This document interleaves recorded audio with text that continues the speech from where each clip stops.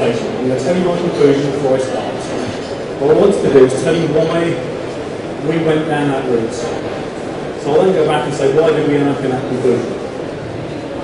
So my cards on the table. There's loads of ways of making electricity. Wind, wave, not so many ways of making fuel. Waste is local. It arises where people live, where industry lives. If you can make the fuel locally, you can distribute it locally. That seems like a nice picture. Fuel needs to probably be tangible.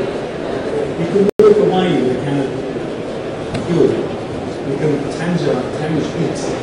Electricity is something that comes out of the plant.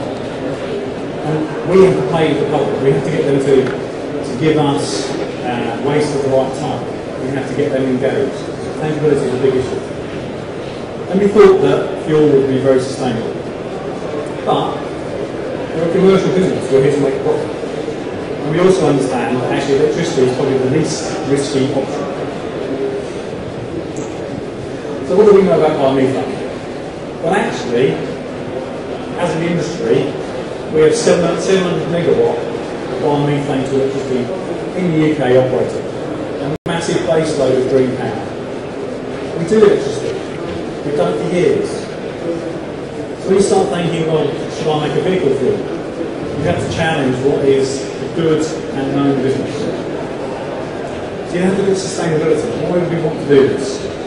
When we collect waste, C2 itself picks up nearly 14 million domestic bins a year. So we travel around with a lorry picking waste up. So we know how much it costs us to pick that waste up on a truck fuel basis. We know how much it costs us to pre-process poor quality waste. And we're learning and we're applying all of our knowledge to make sure that we maximise the energy recovery and the value product that we produce. We also know we need to minimise waste and remove the burden. So that was the context which we looked at. And then we started to disengage our business and understand what sort of KPIs drive the sustainability agenda. We always get, when you look at sustainability in our sector, that anything's better than landfill. And I agree, but actually that masks a whole pile of issues. Because just because it's better than landfill doesn't mean it's the right thing to do. So we then did a whole pile of work to understand the burdens of different processes. And to do that, being very selfish, I picked my hometown, which isn't very far away from here, and we did a very simple, logical scenario saying, how much energy would it cost us to pick this waste up and deliver it to 3 in one pile? And that's the answer. So ignore the pink columns, that's just a version from landfill. We all know it's better than landfill, so that's irrelevant. The interesting thing is, the yellow and the blue boxes are the benefit. They're contributing positively. And the green columns are contributing negatively. And you can see there, on the long-haul model, that a badly sited site with lots of collection burden means that the transport burden of collection exceeds the benefit of maybe half. What a good message. And that's the difference between short haul and the long haul. And that's the challenge. If we end up with very big facilities hauling materials long distance inefficiently, then we'll actually be a burden to the environmental benefit.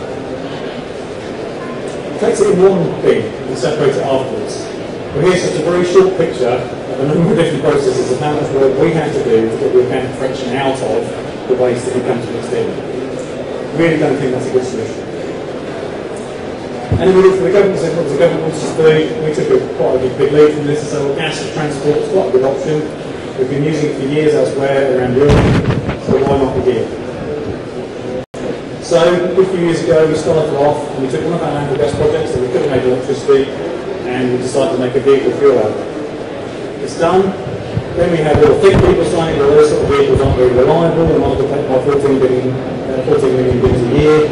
So we then had to run a trial. We ran that from Chelsea Kensington on a dual fuel vehicle running on diesel and gas.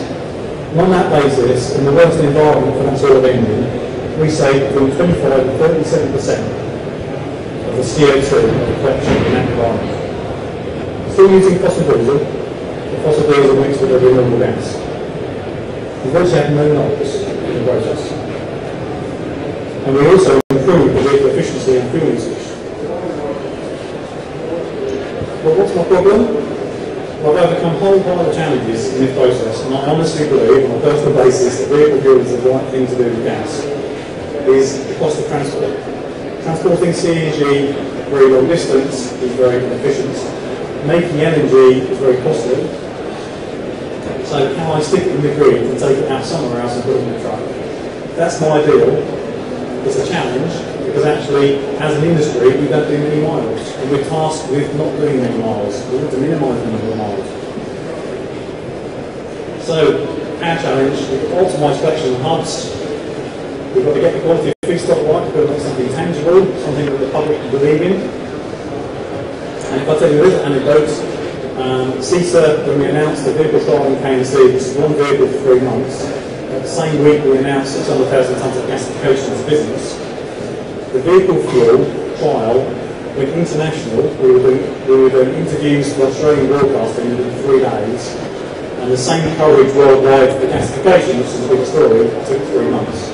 So you can see how the public engage with these sort of things.